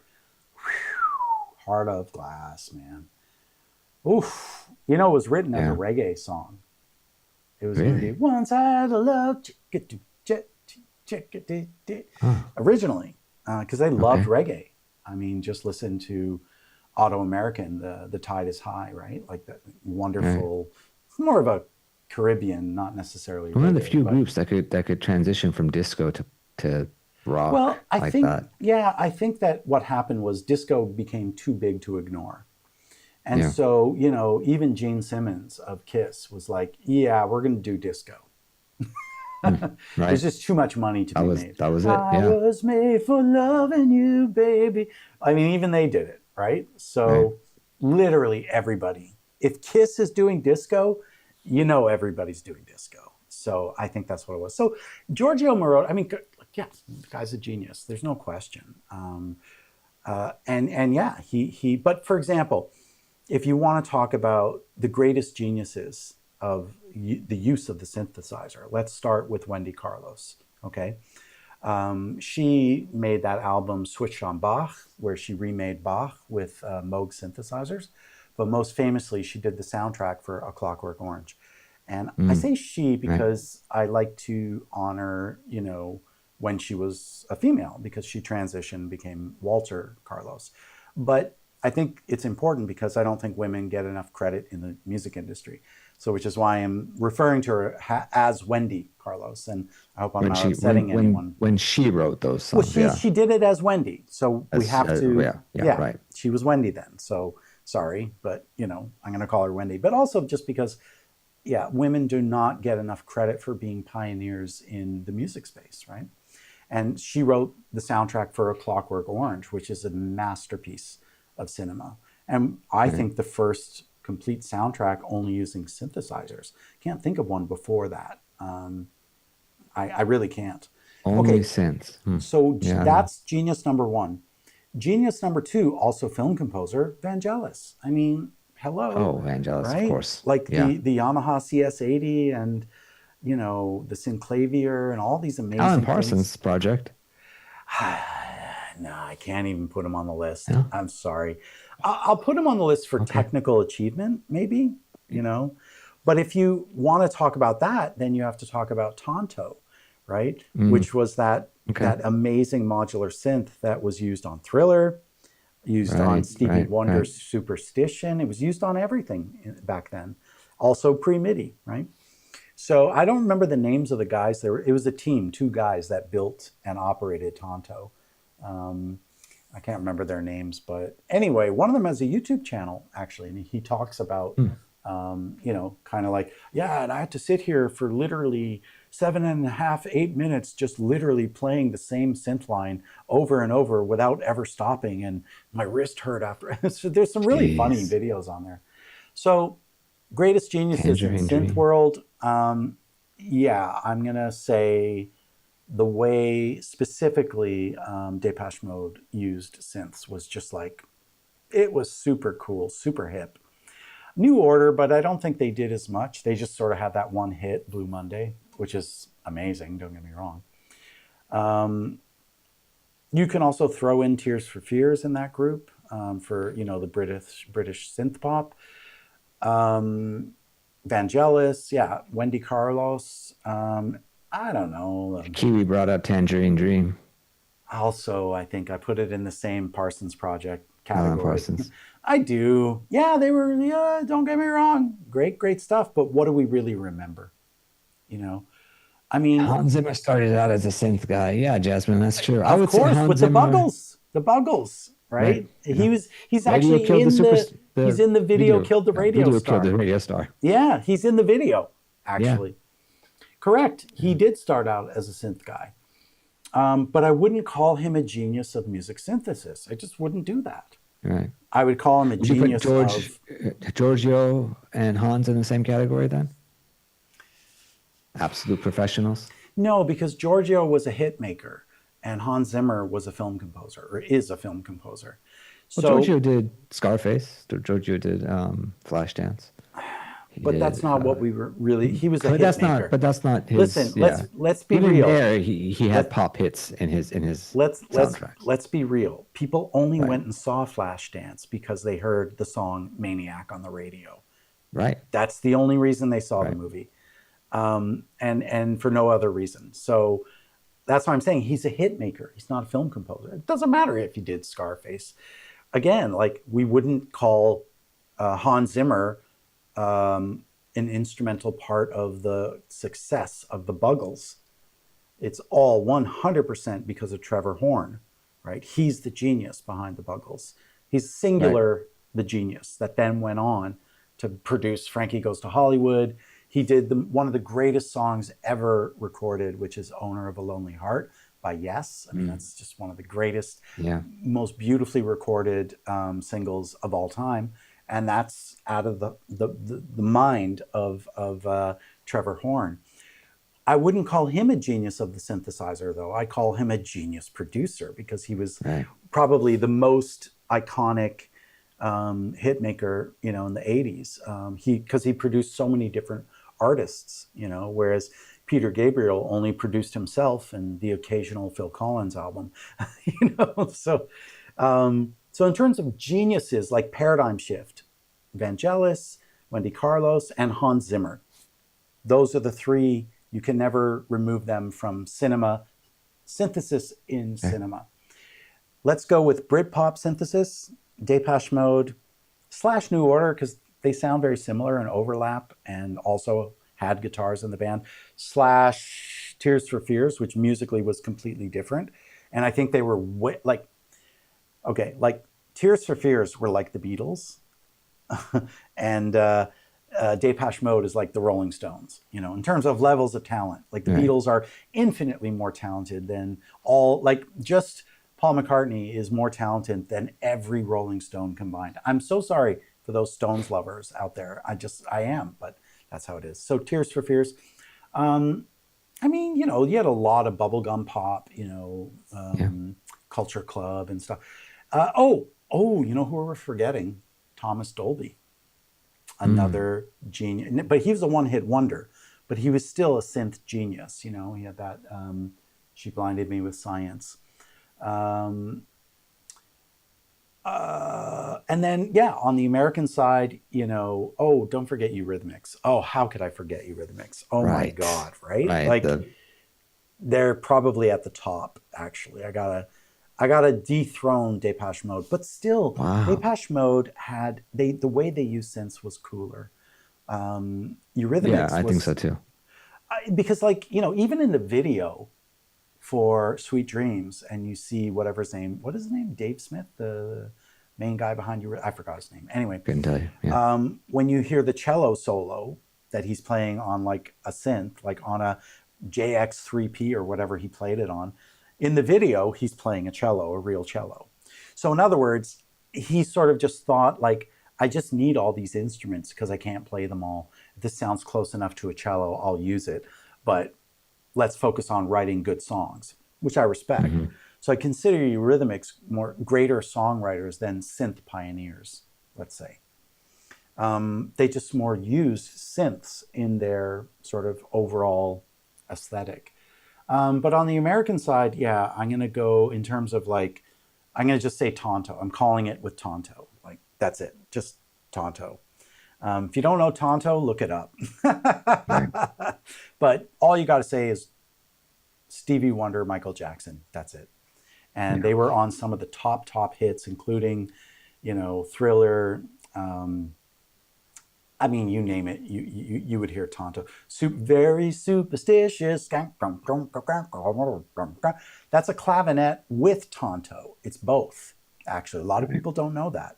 But it's both a clavinet and Tonto on probably Stevie Wonder's greatest song. I would say Superstition is my favorite of all of his songs, you know?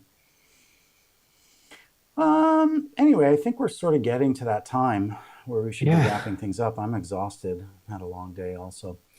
Guys, you know what? I was so worried that no one was going to come back after the double absence. Thank you all for coming, by the way. Right. Hot take on Jump. Yeah, well, it's true. Come on, man. That's bullshit. Sorry. I just don't like it. What else? Did I miss anything else?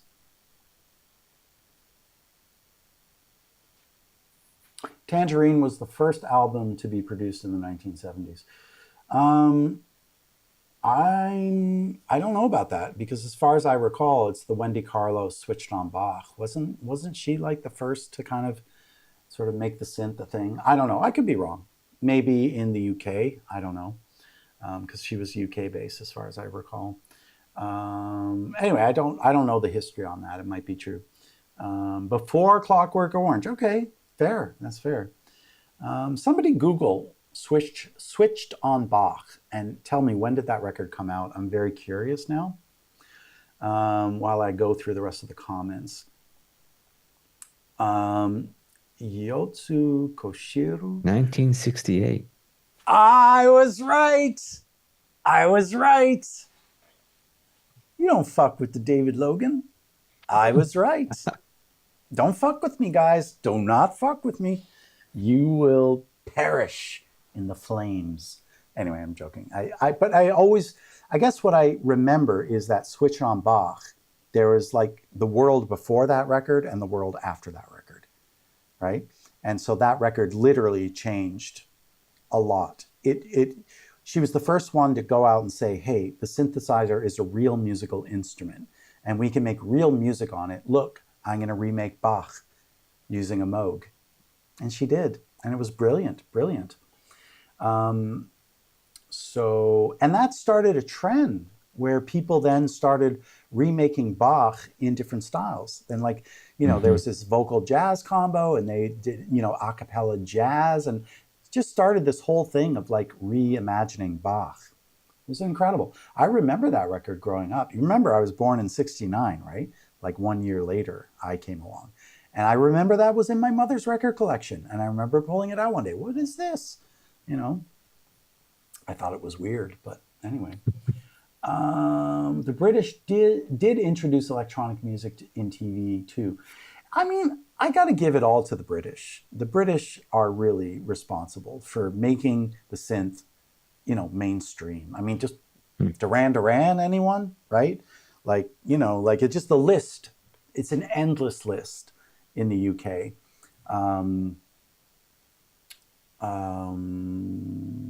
Bronski beat, right? Another Right. great use of synthesizers. I mean, there's so many from the UK. The Americans, remember, the 80s in America was mostly hair metal.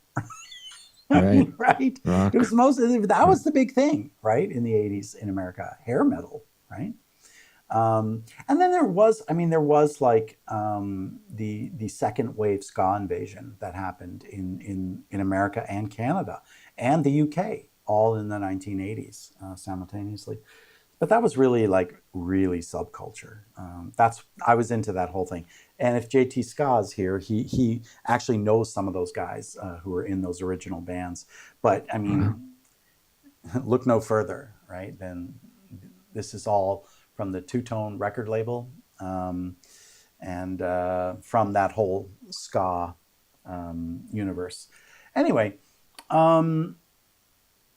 So yeah, I'm going to give it all to the British. They were really the ones. And don't get me wrong. I mean, Van Halen was, they were the top of the top, you know. They were top level hit makers like Panama, Yeah. I think is one of the best Van Halen songs ever written and one of the best pop songs. And it was hard rock. Panama, dun dun dun dun, Panama, dun dun, Mixolydian mode. Oh man, don't get me started. Yeah, they wrote great songs, you know. Um, so anyway, Van Halen's Jump was almost used instead of Superstars for no for the Mario movie score. Wow, that's insane. Oh wow, that's really funny. Might have actually ruined his. Okay, anyway, John Barry used the same. Yeah, but it was not. Listen, man, the use of you have to remember that for a lot of these. Look, believe it or not, the Beatles used Moogs in some of their recordings. Here Comes the Sun. Do, do, do, do. One of the greatest songs ever. It's actually the most popular Beatles song of all time. Here Comes the Sun. Really? Huh. Has the Moog. The Moog is in there. But when you think of that song, do you think of synthesizers? No. Nope, not even a little bit. And I would argue that John Barry, yeah, I mean, don't get me wrong, he's one of the, he's dung, dung, dung, dung. I mean, he is Bond. You cannot separate James Bond without that minor major 7 add 9 chord, which is that final chord in the song. I mean, literally, you can't even think of James Bond without the music. It's the most iconic. Like if you had to say what are the top 10 most iconic pieces of music ever in film, I would put that in the top 5 in terms of Easy. how a Yeah. piece of music could make a franchise. Star Wars is an obvious that's not even up for debate. It's at the top, you know. Uh, I can't name the composer. Mission We Impossible. should have a whole new series about this. This is such Right. an amazing conversation. No, it's such a Yeah. great conversation, and like ranking everything. You know, like the most important pieces of film music that cemented the icon, and then we can clarify like underscore versus songs, right? Right. Yeah. Um, yeah, because the boat song, Titanic. Um, that was written as a song. It was a stand. I call it the boat song. um, James Newton Howard, I believe, was the composer, or was it James Horner? I can't. I don't care. Anyway, one of those two composers did the boat song, and they wrote it when they were 17 years old. I remember that much about it, thinking what, and it became. I would have to argue the greatest ballad in all of music history slash film history. There's no ballad that is more It was iconic. James Horner. It was James Horner. Okay, I knew it was one of those two. Too. I always confuse them. James Newton Howard and James Horner. Not to. Well, they're both James. I mean, absolutely, Nick. The Imperial March. I mean, a lot of people don't know this. It was never in Star Wars. A lot of people don't know their music history slash film. It was never in Star Wars. So if you think it was in Star Wars, you're wrong. It was first heard in The Empire Strikes Back, which is part of what made that movie extra iconic. I mean, look at Right. the first scene of Darth Vader. You don't hear the Imperial March. You just hear some sort of dark underscore music, but you don't hear the Imperial March. At least this is how I remember it. There's always a chance I'm wrong. But do you Been a want to while. risk it, considering what I said about Wendy Carlos, 1968? In your face. You can see how insecure I am as a person because I have to make myself feel better that I got one fact right. Dear me. All right. Um, if you were to score a Bond game, what? Oh, wow. You really want to open up that can of worms right now? Well, I'll tell you what. I'll do you a solid. We'll end the stream on this. All right. I had a kind of a pitch on it wasn't James Bond, but it was all based on various James Bond. It was based on James Bond, and they wanted to hear what they called Bond for 2000. I was asked by a game producer if you were to make James Bond for today, like what would it sound like? And let me just see here. And I know that you guys are going to like this because it features some super brass in there. Where is it though? Oh no. Is it not here? I should move this over. Okay, I'm going to have to do that later. Let me just, I think it's over here. Yeah, it's over here. There we go. Found it. All right, here is a Bond for the 2000s.